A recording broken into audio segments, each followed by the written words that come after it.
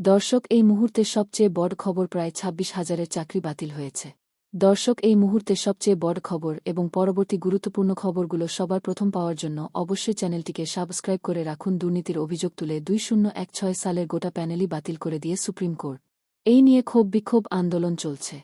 আর এবার পশ্চিমবঙ্গের এসএসসি চাকরি বাতিল বিষয়টি সংসদে আলোচনা হোক, এমনটাই চাইছেন চাকরিহারা শিক্ষকরা। এই দাবিকে সামনে রেখে যোগ্য শিক্ষকরা এবার প্রধানমন্ত্রী ও রাষ্ট্রপতির দ্বারস্থ হয়েছেন তারা।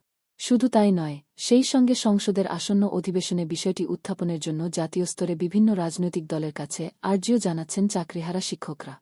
বুধবার রাষ্ট্রপতি দ্রৌপদী মুর্মু, প্রধানমন্ত্রী নরেন্দ্র মোদী, কেন্দ্রীয় স্বরাষ্ট্রমন্ত্রী অমিত শাহর দফতরের স্মারকলিপি জমা দিয়েছেন।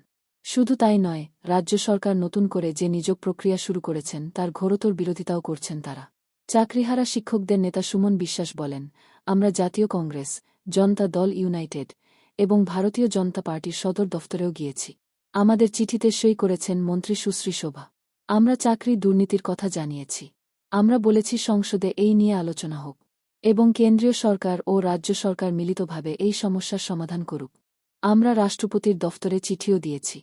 মুখ্যমন্ত্রী মমতা বন্দ্যোপাধ্যায় অযোগ্যদের বাঁচাতে আমাদের মতো যোগ্যদের চাকরি শেষ করে দিল।